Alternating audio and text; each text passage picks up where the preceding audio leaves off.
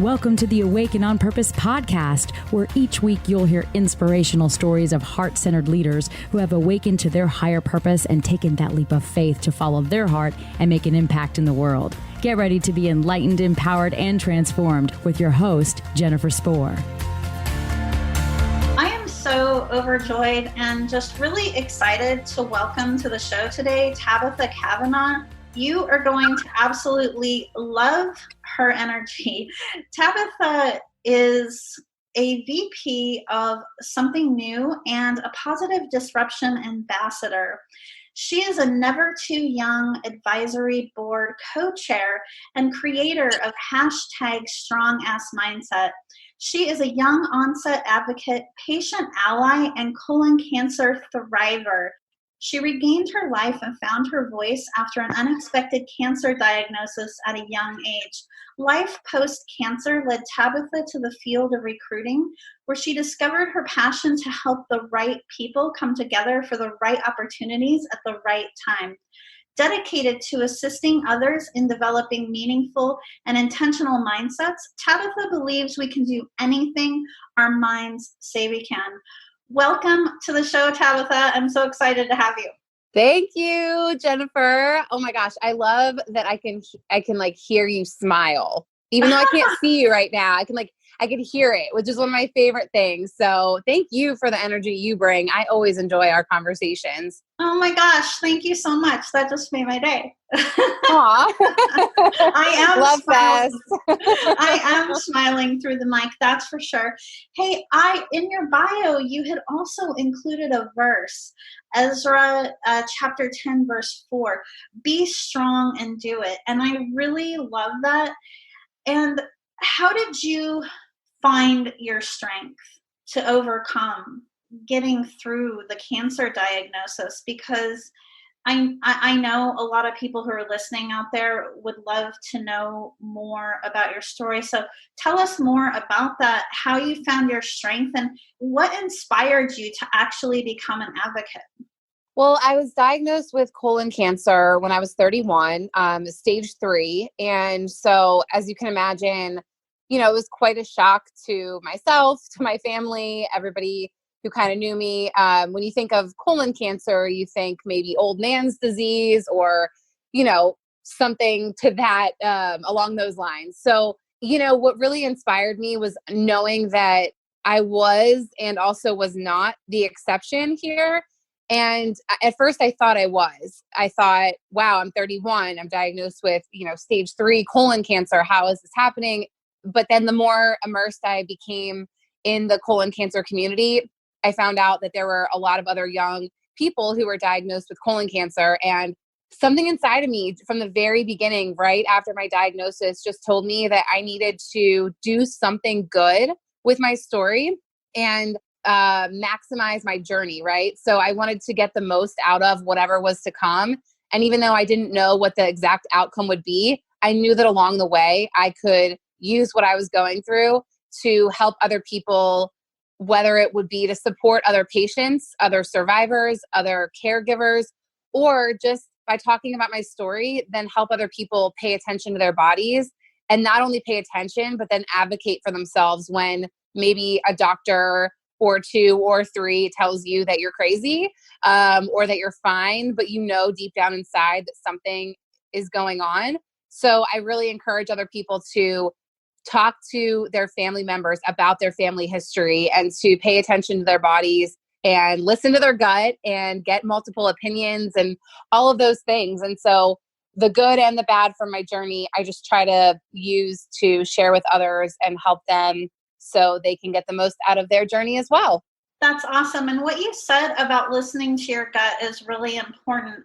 I know that, for myself at 31, that thought, the possibility that I could be diagnosed with cancer would not have even entered my mind. And so it's so important for us, regardless of what noise or what others are saying in our external environment, to really go with that inner feeling.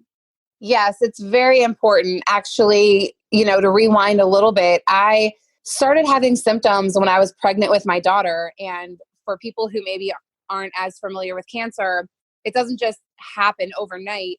So usually, and it varies between, among different cancers, but typically if you're already seeing symptoms, then it's been there for a little while. And so, I was pregnant and having these symptoms, and it was my fault at that time because I had chalked it up to, oh, it's a pregnancy symptom.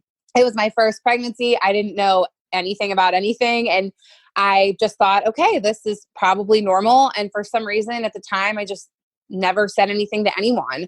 But once my daughter was born and the symptoms kept happening, then I knew something was wrong. And that's when I started going to the doctor, and I kept going to my doctor for about a year. And at first it was, oh, it's probably hemorrhoids.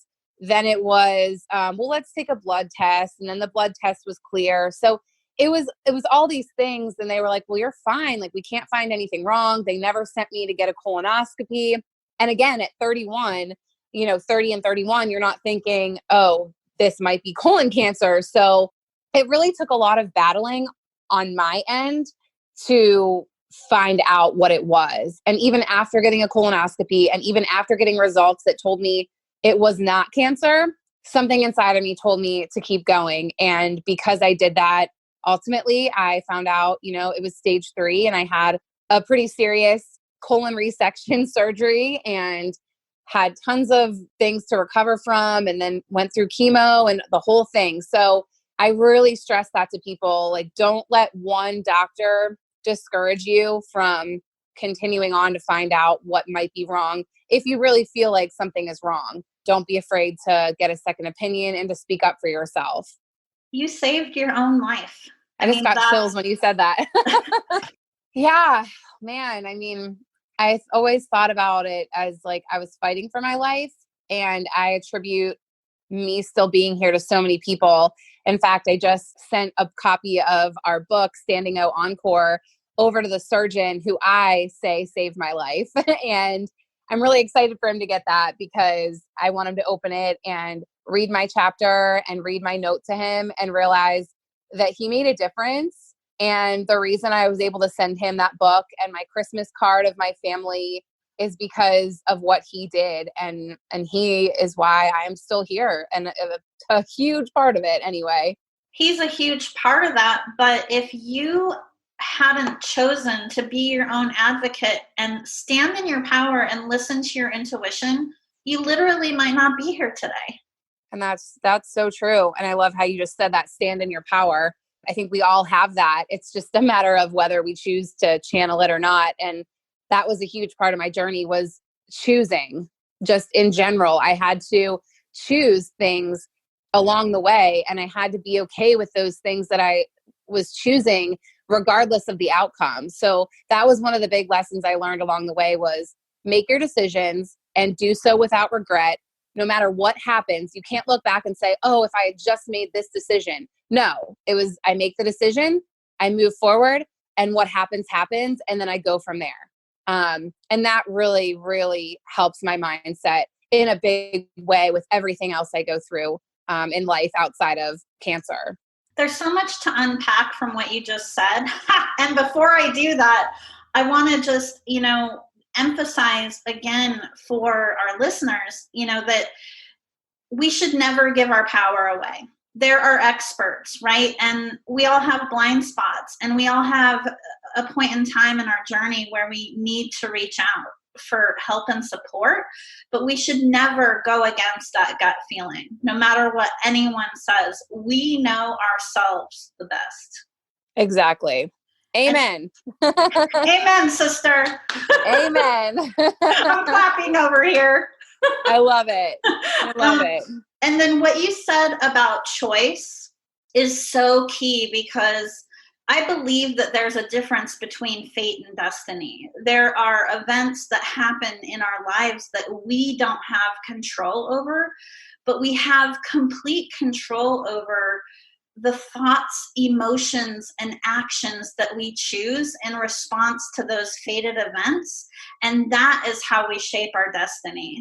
And I love how you described your journey in regard to, how you consistently made those choices and owned those choices. I think that's so important. And I think you said that incredibly well just now. It's so true. I mean, we cannot necessarily control what happens to us, right? In certain circumstances, but I always tell people you control you. And I think that's so important. When you flip the switch and start taking responsibility, that changed my life doing that. It doesn't matter what it is. It can be the tiniest thing, but when you stop blaming other people, other places, other things, other outside circumstances, and you look at it and say, okay, look at what happened, look at what you can do to alter the situation or the outcome, or at least make the situation a little bit better in the interim. When you start taking that full responsibility, I swear so many doors opened up for me, because you stop giving away your power by blaming other people and giving them the power, and you start taking your own power back. And that was just, it altered everything. Yeah, it's a complete game changer. So many people go throughout life just kind of being this victim of circumstance, and no one's a victim. Everybody is empowered to create what they want for their life. Yeah, it's not about what happens to you when you start thinking about, okay, that maybe this is happening for me, and then what can you do with that? And that's really what led me to making the decision to allow my challenges to excite me. And it sounds crazy, but cancer, I truly believe, and I can say this because I'm still here, but I really believe cancer was one of my biggest blessings. And I never, ever thought I would have said that. But very early on, I thought, wow, like this is happening for me. I know that something good is going to come from this, even if I don't make it through, even if I'm not here to see my daughter grow up, even if I'm not here for my husband and my family and my friends. That's why I felt in that moment, I really had to make the most of my minutes and make the most of my journey so I could leave a legacy and show my daughter what it looks like to be strong even through adversity. And so making that choice, again, was just very empowering and led me to where I am now, which is, okay, when something not so great is happening in my life, sure, I'm human. I might get upset, I might get frustrated, but I'm able to immediately or almost immediately switch my mindset and say, okay, this is happening for a reason. Why, what, like just, and it really opens my eyes. And that's what happened when, earlier this year, I came out of another major surgery, and I came back to my job to find out that they were eliminating my position. And I mean, I'm telling you, I was back for not even a week when I found this out. And I was upset because I love my job. I loved my boss. I loved a lot of things about what I was doing. But immediately I thought, I would be staying here probably for the foreseeable future for a long time. And I don't think that's what I was meant to be doing in the space that I was doing it in. And so flipping the switch and thinking, okay, why is this happening? But turning it into a positive and knowing, well, this is actually kind of cool because I don't know what's coming around the corner, but I know something awesome is about to happen. And when my mindset went there, a couple days later, that's literally what happened. Something better came along. I ended up with a job that I love, a career that I love, with people that I love. And it's just another example of how you just, when you change your mindset and look at something differently, the outcome, no matter what it is, it's transformative. It's crazy. It's kind of hard to explain, but hopefully I did an okay job there. I know it makes complete sense to me. You talk about mindset, but it is also faith, right? Based off what you just shared, you have to have the mindset to open up to receive something different. But a lot of it is also having faith, because we can't always see everything that is coming down our path, right? There's an element of having the courage to step forward and then trust that things are going to fall into place. Yeah, I think that is a huge part of it. And I do, rely heavily on my faith. And I'll be honest, I lost my faith for many years. And I kind of, I always had a belief in God, but I think cancer really pulled me back in. And I think that was God's way of kind of shaking me up and saying, listen, you're not doing what you're here to do right now. So I'm going to bring this into your life. You're going to get through it.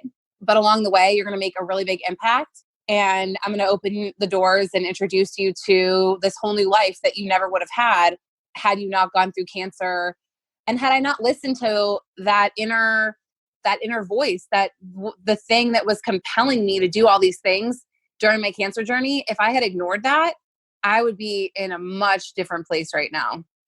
Yeah, I really believe that, that inner voice, it is one of the many ways that that our higher power speaks through us. I mean, it's really, everything is a process of co-creation. Yeah. Yeah. I think that I tell people you are where you're needed.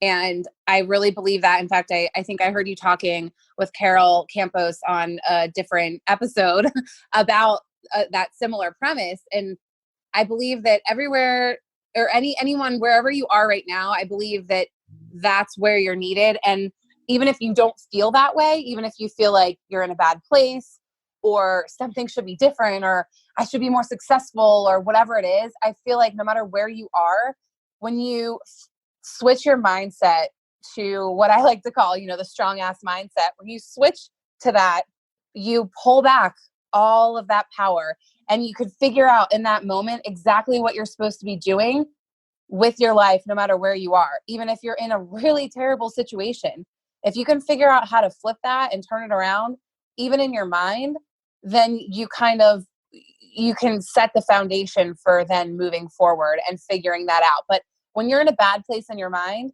nothing seems right. I mean, everything is negative. Everything's happening to you in a negative way. And everything just drags you down and down and down, instead of your mind being able to pull you out of that, which is exactly what happened. I always use my mind now to pull me out of everything, to bring me back to a positive place, because I know that my mind is stronger than anything else. Tabitha, you're a badass. I love think about you. it, because you decided to stand in your power, right? It's had a ripple effect. I have no doubt that you've saved multiple people's lives, because especially being faced with a situation like that, I have not been diagnosed with cancer, but my mom died at only 56 from stage 4 lung cancer. And being witness to that journey and so close to it, it's so easy to shrink back and not fight. It breaks my heart that, to hear your story about your mom and just what she had to go through. And it's not right. I seriously despise cancer. As much as I could say it was a blessing for me, but that is one of my main drivers in advocating and helping other people through their health journey is, and I mean this word in a very positive way, but it's this obligation, this feeling that I just have that says never stop, because you're still here. And there are so many other people who didn't have that same chance, that same blessing to still be here. And so I feel it in myself that I have to keep fighting. And that's my promise to the cancer community in general, not just colorectal cancer, that I will never stop fighting. So for people that have lost a loved one to any type of cancer, my promise is that I will continue on until the day I am not here anymore. And even then, I hope that I have left some type of legacy to remind people of some of these really important things so they can get ahead of it and not wait until they're diagnosed with cancer, but instead kind of understand what they need to do in terms of mindset and taking care of themselves in general, to kind of skip all that, skip the chemo, skip the surgery, skip the cancer, and maybe, get the damn colonoscopy. Because trust me, I'd rather have a colonoscopy than go through all of that again. So Absolutely. Taking preventive measures is so key, and regular doctor visits, especially at a younger age. And I know I did this too. Despite even having insurance with my employer, I didn't go to the doctor regularly. I just didn't pay attention to that stuff. And at any age, I just think it's so important. It's easy to skip that stuff, right? Especially when you're, I'll say a mom because I'm a mom and I'm a woman, but when you're a parent or when you're an adult with multiple responsibilities, I mean, it's so easy to put yourself on the back burner and just think, I'll go tomorrow. We just had a friend who had a heart attack and had he not gone to the hospital in that moment when he was feeling the way he was feeling, had he said, I'm just going to go home and lay down, I'll feel better tomorrow, things may have been very different. But thank God he went to the hospital and they told him, yeah, you're having a heart attack. And they were able to do an immediate surgery. So it's just like, it's not to scare people, but it's just to say, if something feels wrong, don't say, I'll wait till tomorrow, because there might not be a tomorrow. So it's just really taking control of what you can control. And it's just a very powerful thing. I could have a whole other hour conversation with you about mindset, but I wanted to briefly touch on something that you mentioned is, again, touching on listening to that feeling, that inner voice. I believe that we have two inner voices, right? One is our higher guidance, is our intuition and how, God speaks through us. But the other one comes from our mind, and it is the one that causes our procrastination, right? Like you just mentioned, it's easy for us to kind of procrastinate on certain things. And it's important to recognize the difference between those two voices. Oh, absolutely. And it's so easy. I always know when it's my voice because it's easy to talk yourself in or out of pretty much anything. Your mind can do that in the craziest ways. You can justify yourself, until you're blue in the face. So, when I feel that nagging, kind of that nudge, and it's consistent over and over, like things that I've been thinking about for years, those things I think are beyond me. I think that's God, or a higher power, whatever anyone wants to kind of call that, depending on where people are. I call it God, but that's definitely a God thing, some of the dreams I feel like and the passions that I have now. But yeah, I think if I'm trying to talk myself out of something, that's totally me.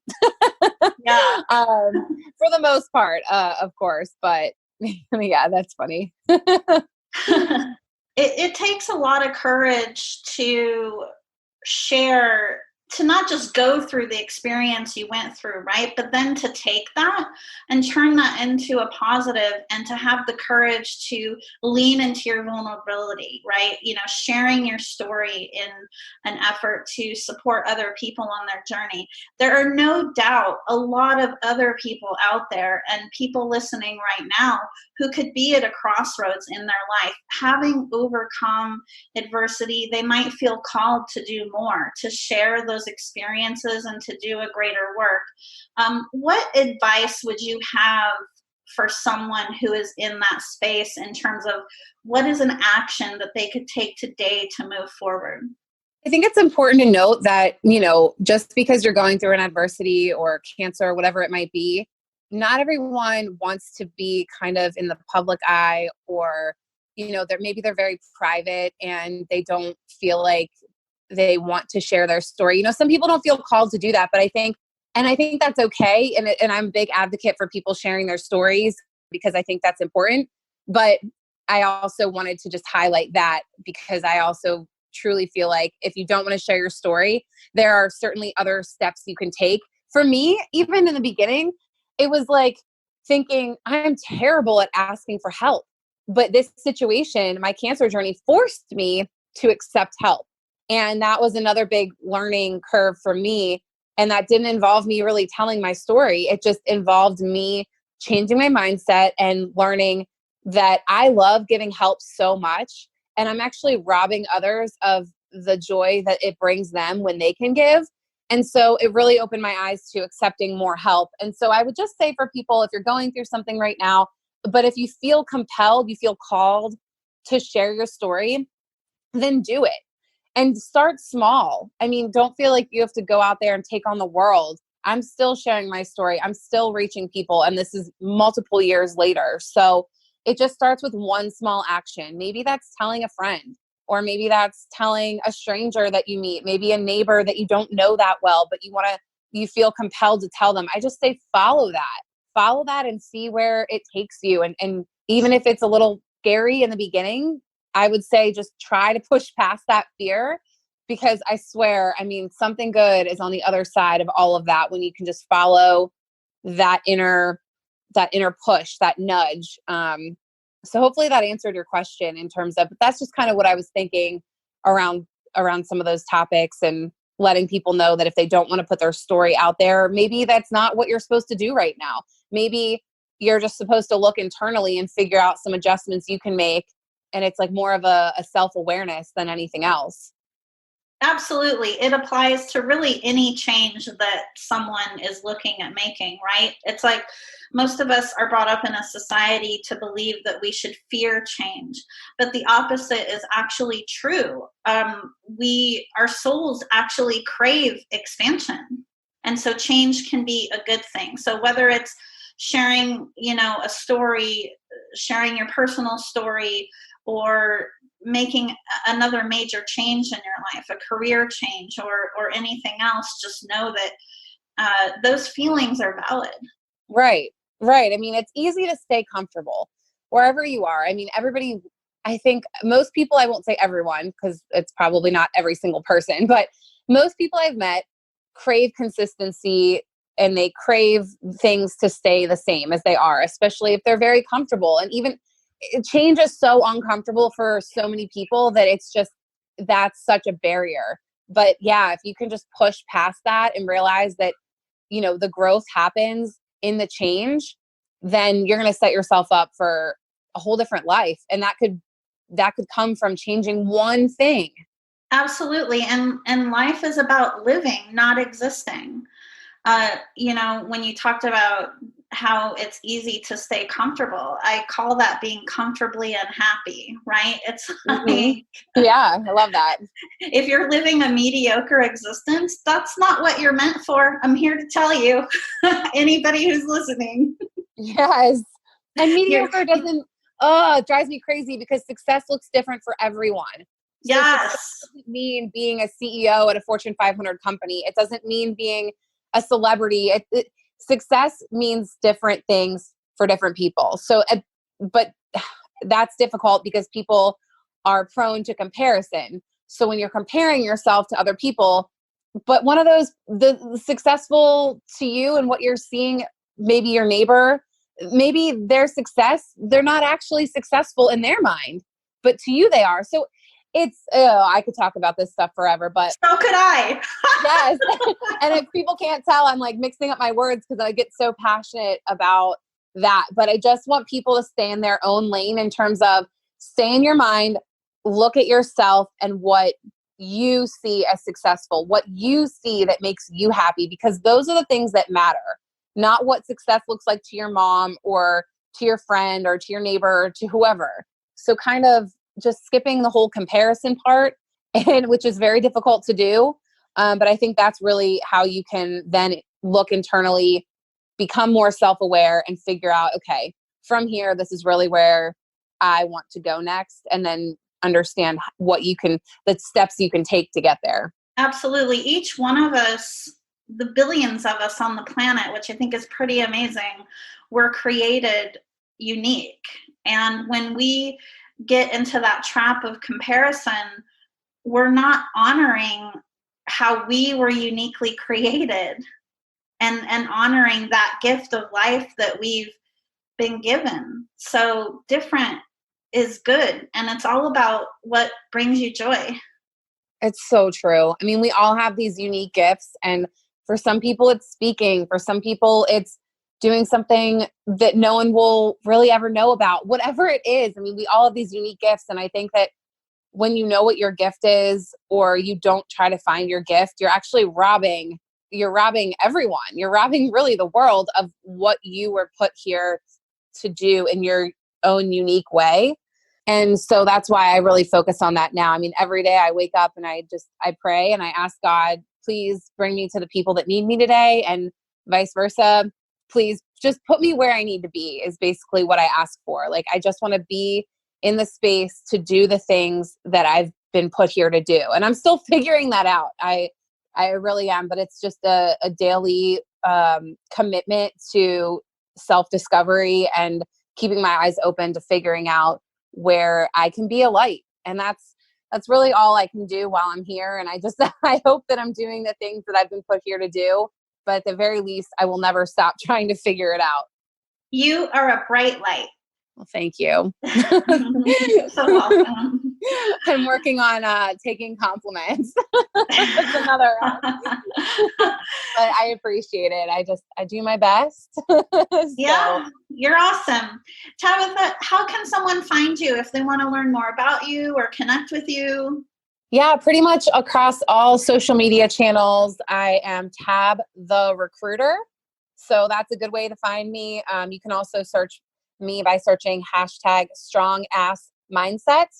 And that's pretty much the couple places you can find me. I'm working on a website, but that is not completed yet. So Awesome. Tabitha, it just was such a pleasure to have you as a guest and to speak with you. You're so courageous and brave and inspiring for more people than you realize. I'm sure of it. well, thank you. I just appreciate the opportunity to be here, and thank you for facilitating these conversations, because I think you're helping so many people, and your ability to pull things out of people in such a positive way is just really amazing. So I thank God for you, and thank you so much again for having me. Oh, thank you. Thank you for listening to the Awake and on Purpose podcast. Please visit us and subscribe to the podcast at awakeandonpurpose.com so you never miss an episode. To learn more about how you can connect with your higher purpose and take that leap of faith to make your impact in the world, visit us at jenniferspor.com. And while you're there, be sure to join our email list for exclusive offers and a weekly dose of inspiration.